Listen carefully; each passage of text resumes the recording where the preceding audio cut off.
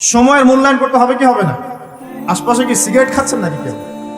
আমার নাকে সিগারেটের গন্ধ আসছে, একটু দেখবেন ভলেন্টিয়ার কেউ আছে না, পরিবেশটা নষ্ট করে না যেন। আস্তাগফিরুল্লাহ। আল্লাহ আমাদের সবাইকে যাবতীয় মাদক দ্রব্য থেকে হেফাজত করুন। সিগারেট মাদক দ্রব্য কি না? সিগারেট কি হালাল না মাকরুহ? জর্দা দিয়ে পান খাওয়া কি মাকরুহ না হালাল না হারাম? শোনেন, মাদকের একটা সূত্র আছে, যে মাদকের বেশি অংশ খেলে নেশা হয় তার সামান্য পরিমাণ নেওয়াটাও হারাম। আমার কথা কি বোঝা যায়? মনে করেন যে 1 কাপ মাদক খেলে আপনার নেশা হয়, মনে করেন, কথার কথা না, আউযুবিল্লাহ, আল্লাহ হেফাজত করুন, তাহলে ওই 1 কাপের 1 ফোঁটা খাওয়া আপনার জন্য কি হারাম? এটা মনে থাকবে। আল্লাহর ওয়াস্তে যারা নামাজি ব্যক্তি ভুল করেও মাদকের সামনে যাবে না। এখানে যদি প্রসঙ্গ উঠে গেল, একটা হাদিস বলে দিয়ে সামনে যাচ্ছে। আল্লাহর নবী সাল্লাল্লাহু আলাইহি সাল্লাম বলেছেন, কেউ যদি মাদকদ্রব্য সেবন করে তার 40 দিনের নামাজ কবুল হবে না। শুনলেন কি?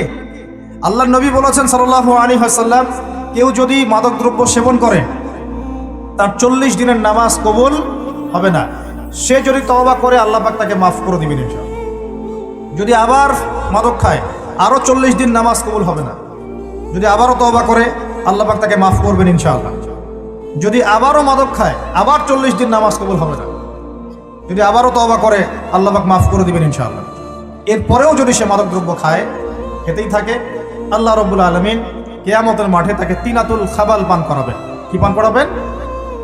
প্রথম শুনলেন শব্দটা, তিনাতুল খাবাল। সাহাবীরা বলছেন, তিনাতুল খাবাল কি ইয়া রাসূলুল্লাহ? নবীজি বলছেন সাল্লাল্লাহু আলাইহি ওয়াসাল্লাম, জাহান্নামীদের রক্ত এবং মাংসের যে রস পুঁজ, এই পুঁজটাকে বলা হয় তিনাতুল খাবাল। আল্লাহ পাক সেটা খাওয়াবে মাদক দ্রব্য সেবনকারীদের। আমরা কি খেতে যাব? আল্লাহর ওয়াস্তে মাদক দ্রব্যের সাথে সংশ্লিষ্ট হবেন না। সিগারেট ধরবেন না, তাহলে বড় বড় মাদক আপনি নিতে পারবেন না ইনশাআল্লাহ।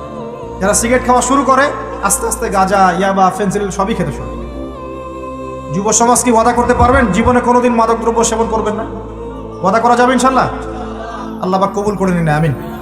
আজকে 2টা ওয়াদা করেছেন। 1, রমজান মাসে কোরআন খতম করবেন, ঠিক আছে, এবং কোরআন তেলাওয়াত করা সবাই শিখবেন ইনশাআল্লাহ, ঠিক আছে। 1, 2 নাম্বার, মাদক দ্রব্যের সাথে জীবনেও সম্পর্ক রাখবেন না। আরেকটা ওয়াদা করে নেন, আজকের ওয়াজ শোনার পর থেকে 5 ওয়াক্ত নামাজ কোনোদিন ছাড়বেন না। ছাড়বেন? আল্লাহ পাক কবুল করুন, আমিন। এই 3টা ধাপ থেকে কি শিখলেন? 1 নাম্বার শিখলেন পিতা মাতার সম্মান করতে হবে। করতে হবে কিনা? আমরাও কি পিতা মাতা হব না? হই নাই? আমরা কি চাই যে আমাদের সন্তান আমাদেরকে সম্মান না করুক? আমরা কি চাই? চাই না।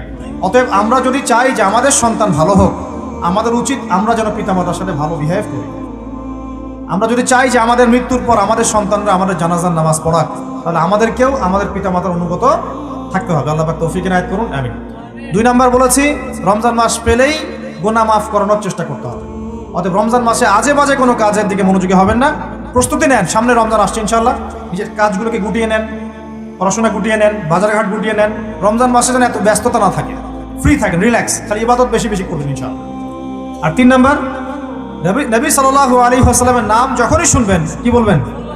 সাল্লাল্লাহু আলাইহি ওয়াসাল্লাম পড়বেন, এবং সকালে সন্ধ্যায় কমপক্ষে 10 বার করে নবীর উপর দরুদ পড়বো ইনশাআল্লাহ। এখানে আরেকটা বিষয় চলে আসে, এইটা একটু মনোযোগ দিয়ে বোঝেন। আল্লাহ নবী বলছেন যে কেউ যদি নবীর নাম শুনে দরুদ না পড়ে তাহলেই তার জন্য ধ্বংস। কেউ যদি নবীর নাম শুনেছে দরুদ পড়ে নাই, তাহলে সে ধ্বংস হোক, এটা বদদোয়া। তাহলে সারা জীবনে যদি আমরা নবীর সুন্নত মেনে না চলি, আমাদের জন্য কি হতে পারে বলেন? শুধু নবীর নাম শুনে দরুদ না পড়লেই যদি এমনটা হয়, তাহলে সারা জীবন যে আমরা নবীর সুন্নতের খেলাফ চলছি, আমাদের কি হতে পারে? দুনিয়ার জীবনে নবীর সুন্নতের খেলাফ চললে কি কেউ নবীর সুপারিশ পাবে পরকালে? হাউজে কাউসারের পানি পাবে? কবরের উত্তর দিতে পারবে প্রশ্নের? তাহলে আমরা দাড়ি কেন রাখছি না? দাড়ি কি নবীর সুন্নত কি সুন্নত না?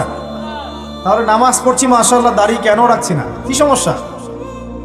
কেন সকাল সকাল উঠে আমরা এই শেভিং ক্রিম দিয়ে আমাদের নবীর সুন্নতকে জবাই করি? কেন? কি স্বার্থ, কি লাভ? হ্যান্ডসাম লাগে দেখতে।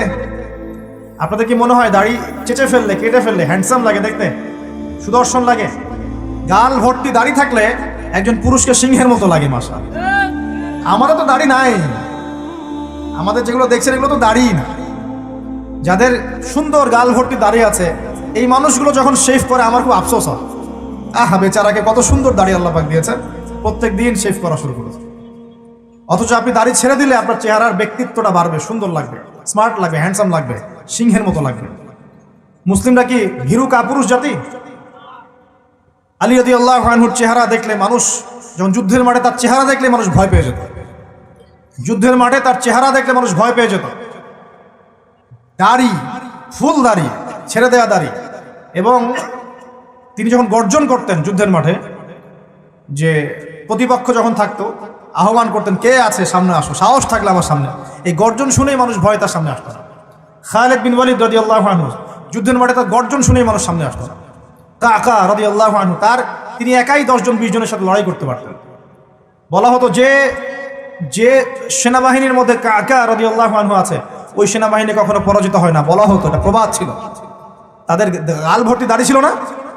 সাহাবীরা কি শেভ করতেন? কোনোদিন দেখেছেন কোন হাদিসের মধ্যে সাহাবীরা শেভ করেছেন? কারণ নবীর সুন্নতটা কি আগে নিজের দেহে আনতে হবে না? নিজের দেহে যদি সুন্নত না আনতে পারি, মানুষকে সুন্নত শেখাতে পারবো? ওয়াদা করা যাবে এখন যে আমরা ইনশাল্লাহ দাড়ি শেভ করবো না? ওয়াদা করা যাবে? দাড়ি রাখলে চাকরি পাবেন না? রিজিক কার হাতে? না না, রিজিক তো দাড়ির হাতে মনে হচ্ছে। দাড়ি রাখলে যদি চাকরি চলে যায়, তার রিজিক কার সাথে সংশ্লিষ্ট হলো? রিজিকের মালিক কে? আপনাকে আল্লাহ পাক যতটুকু রিজিক দিয়েছেন তাকদিরে লেখা আছে না? তাকদিরে লেখা আছে না? তাকদিরে লেখা আছে যেটা, সেটা কি আপনি না খেয়ে মরবেন নাকি? যদি আপনার তাকদিরে থাকে যে আপনি 50 বছর বাঁচবেন, আর 50 বছরে আপনি 500 মণ চাল খাবেন, কথার কথা, ওই চালের এক দানা বাকি থাকতে আপনি মরবেন? মরবেন না। তাহলে রিজিক কি আমার সাথে সম্পৃক্ত না আল্লাহর সাথে সম্পৃক্ত? এই বিশ্বাসটা করতে হবে। দাড়ি রাখলে কি মেয়েরা পছন্দ করবে না নাকি? বলেছে যে বিয়ে করবো না দাড়ি রাখলে, এমন কথা বলেছে? যদি কোনো মেয়ে এরকম কথা বলে, ওই মেয়েকে বিয়ে করার দরকার নেই আপনার। যদি কোনো মেয়ে আপনাকে বলে যে দাড়ি রাখলে ভালো লাগে না, শেভ করতে হবে, না হলে বিয়ে হবে না, বিয়ে করবো না, ওই মেয়েকে বিয়ে না করাই উচিত আপনার। ওর তো মানে আপনাকে বিয়ে করার যোগ্যতাই হয়নি, ওর তো যোগ্যতাই হয়নি আপনাকে বিয়ে করার। সে তো দাড়ি নিয়ে প্রশ্ন তুলছে। যে মেয়ে বলবে যে নবীর সুন্নত আছে এজন্য আপনাকে পছন্দ করি, তখন বুঝবেন যে হ্যাঁ, এই মেয়ের মধ্যে ভালো কিছু আছে।